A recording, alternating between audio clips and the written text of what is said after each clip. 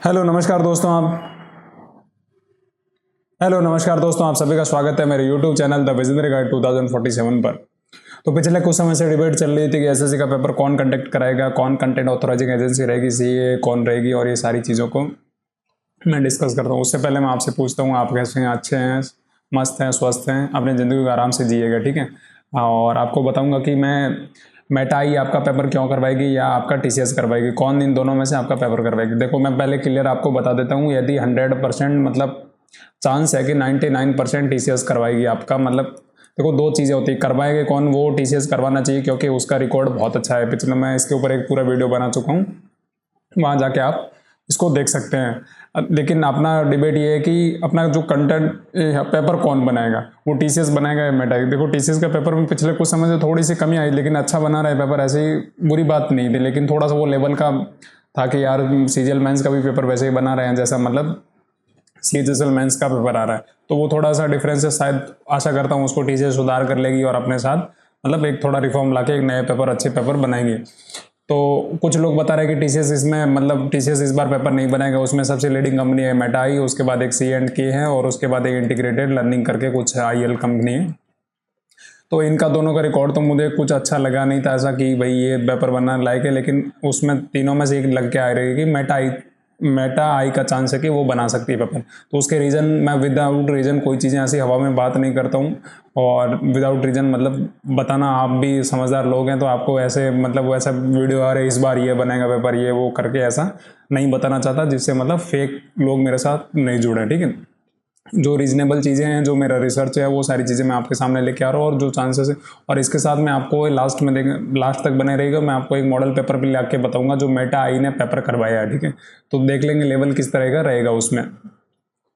तो उसके बाद मेटा आई क्यों इसका चांसेस ज़्यादा, देखो ये बहुत सारे मतलब एजुकेशनल काम कर रही है, मतलब उसके क्वेश्चन बैंक बनाना, जैसे यहाँ आप देख सकते हैं क्वेश्चन बैंक काम बना रहे हैं MP के प्रोफेशनल एग्जामिनेशन बोर्ड में, इन्होंने बिड लगाई और वहाँ टेक्निकल रिवोल्यूशन का भी चल रहा है, या AOC, ये तीन चीज़ें होती है। देखो, कोई भी बिडिंग होती है उसमें तीन चीज़ होती है। सबसे पहला उसका टेक्निकल रिवोल्यूशन TE होता है, उसके बाद उसका फाइनेंशियल रिवोल्यूशन होता है, उसके बाद उसको AOC मिलता है, अवार्ड ऑफ द कॉन्ट्रैक्ट। तो अभी जो TCS का जो अपना मामला या SSC का चल रहा है, तो उसमें टेक्निकल रिवोल्यूशन हुआ है, ये दोनों फेजेस क्लियर नहीं हुए। यदि दोनों फेज क्लियर होते, क्योंकि आपको देखो लेटेस्ट इसकी अपडेट मार्च 27 2025 की है, लेकिन यहाँ आप देख सकते हैं इनका देखो मार्च 4 2024 का मतलब अपडेट है। तो मुझे ऐसा लगता है, और वो भी टेक्निकल रिवोल्यूशन, उसके बाद इनको अपडेट नहीं किया। तो ऐसा हो सकता है कि शायद इसके बाद बिडिंग आगे प्रोसेस नहीं बढ़ पाई, और या ऐसा भी हो सकता है कि SSC ने मतलब एक चीज़ होती है NDA, नॉन डिस्क्लोज एग्रीमेंट होता है हमेशा किसी भी कंपनी के साथ। तो आप TCS का कोई भी ऐसी जानकारी नहीं देख सकते कि वो उन्होंने किस बिडिंग में भाग लिया, कितनी बिडिंग टोटल की आज तक, ये सारी चीज़ें उनकी अवेलेबल नहीं रहती। लेकिन बाकी कंपनियां ये दिखाती है, जो प्राइवेट कंपनियां होती है।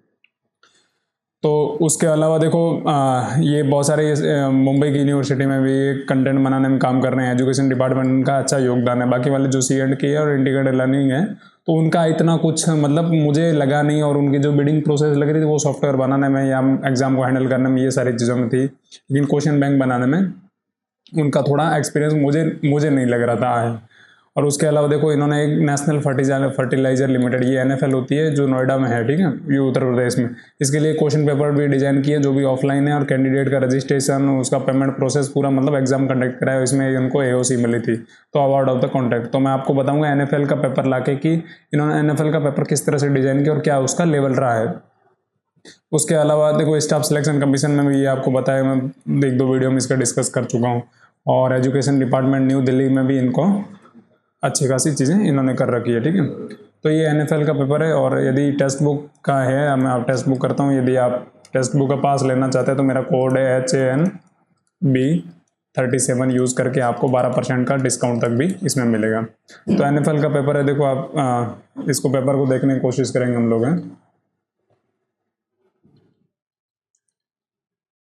ये रहेगा लेवल, शायद ये इंग्लिश का पेपर है, और 1 से 50 क्वेश्चन है जो आपका जनरल लेवल का आता है।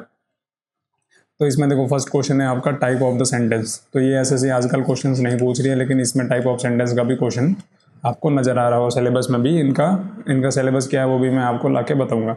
उसके अलावा देखो, आर्टिकल्स का यूजेस कर रखे हैं, तो आर्टिकल के अच्छे क्वेश्चंस भी आ रहे हैं, ठीक है। उसके अलावा टाइप ऑफ देखो, फंक्शंस ऑफ ए कॉमा, तो ये मतलब जो बेसिक ग्रामर्स होती है उसको इंडिकेट कर रहे हैं, जो आजकल एसएससी में और एसएससी किसी एग्जाम में मतलब वो एक रिपीटेटिव कंसेप्ट आ रखा है, ठीक है। थोड़ा सोचने वाला, दिमाग लगाने वाली चीज़ें यहाँ हैं।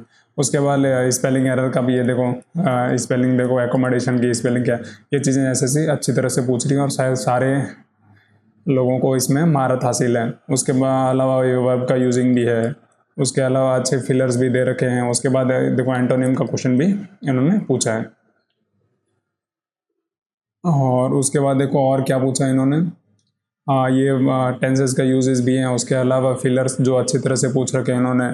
और ये तो 10 क्वेश्चन है, जब ये 25 क्वेश्चन बनाएंगे या थोड़ा लेवल वाइज बनाएंगे तो मुझे आशा है कि अच्छा पेपर बनाना, जैसे CDS इंडिया में आपको देखने को मिल रहा है, तो वैसा ही कहीं इसका सिमिलरिटी क्वेश्चन अच्छे नज़र आ रहे हैं आपको। उसके बाद जीके का देखो, ये पुरानी हिस्ट्री का है। उसके बाद पॉलिटी का क्वेश्चन है। उसके बाद फिर से पॉलिटी का क्वेश्चन है। उसके बाद ये भी हिस्ट्री का क्वेश्चन है, जो मतलब थोड़ा ऐसे इंटरेक्टिव क्वेश्चन है, ऐसे उल्टे पुल्टे क्वेश्चन नहीं है। ऐसा नहीं है कि मतलब सन 1945 में किसको नोबेल पुरस्कार मिला, वो ऐसा क्वेश्चन नहीं है, ठीक है।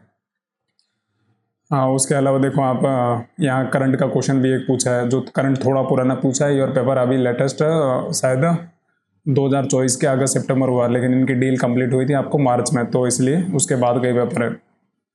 सबसे निचला बंधु कौन सा है, ये भी अच्छा क्वेश्चन है, मतलब स्टैटिक जीके पूछ रहा है। उसके बाद यूनेस्को विश्व धरोहर स्थल हम्पी किस साम्राज्य की राजधानी, तो विजयनगर साम्राज्य की थी, तो ये भी अच्छा क्वेश्चन हिस्ट्री से उठा के पूछा है इन्होंने। और उसके बाद देखो ये सारे क्वेश्चन आपको स्टैटिक से लग रहे हैं कि हाँ ये भी हिस्ट्री का क्वेश्चन पूछ ले इन्होंने। उसके बाद ये जो मतलब खेल से पूछ ले कि परुपल्ली कश्यप, मयंक अग्रवाल क्रिकेटर से, विजेंद्र मुक्केबाजी, अर्पणा पोपट बैडमिंटन से, और परुपल्ली कश्यप भी तो बैडमिंटन से, जो साइना नेहवाल का हस्बैंड है। उसके बाद रीजनिंग के अच्छे क्वेश्चन आपको देखने को मिलेंगे। यहाँ देखो रीजनिंग इन्होंने थोड़ा अच्छा क्वेश्चन पूछा, क्योंकि रीजनिंग और मैथ्स दोनों शामिल है इसमें। तो उसमें आप देख सकते हैं कि एज का क्वेश्चन है, मिसिंग नंबर के भी हैं। उसके बाद परसेंटेज का एक थोड़ा मोटा क्वेश्चन भी दिया है इन्होंने। उसके बाद फिर से अच्छे अच्छे सीरीज़ भी दिए हैं इन्होंने। तो ये सब मैं मेरे टेलीग्राम चैनल पे दे दूंगा, जिसका लिंक मैं डिस्क्रिप्शन में डाल के जाऊँगा, ठीक है। उसके बाद देखो ये फिर थोड़ी मैथ्स और रीजनिंग इन्होंने मिक्स करके ये सारी चीज़ें दी है। उसके बाद ये भी टाइम एंड डेज का क्वेश्चन है। उसके बाद भी रीजनिंग का अच्छे अच्छे क्वेश्चन है, आप देख सकते हैं यहाँ पे। और ये सेम लगभग एसएससी का सेम पैटर्न के क्वेश्चन है, जो मतलब नॉर्मली आते रहते हैं एग्जाम्स में। उसके बाद आप देख सकते हैं टाइम एंड डिस्टेंस का क्वेश्चन भी यहाँ देखने को मिल जाएगा। एज का क्वेश्चन भी है यहाँ पे। उसके बाद जो नॉर्मल जो रीजनिंग का क्वेश्चन आते हैं वैसे भी यहाँ देखने को मिलेंगे। इसके बाद टाइम डिस्टेंस का क्वेश्चन भी है। और ये किस प्रकार का क्वेश्चन है, हाँ ये नॉर्मल जो आपका मैथ्स का क्वेश्चन है। और ये भी टाइम और डिस्टेंस का क्वेश्चन है। तो अच्छे क्वेश्चंस यहाँ से पूछे जा रहे हैं। ये पूरी आंसर की और इसका पूरा जो PDF है मैं टेलीग्राम चैनल पे देख दूंगा। इसका एक और टाइप ऑफ क्वेश्चन भी है, यहाँ भी देखो आर्टिकल का क्वेश्चन है। ये एवरीबॉडी वाला सेम सेम क्वेश्चन है। मिस स्पेलिंग क्वेश्चन भी आ रहे हैं।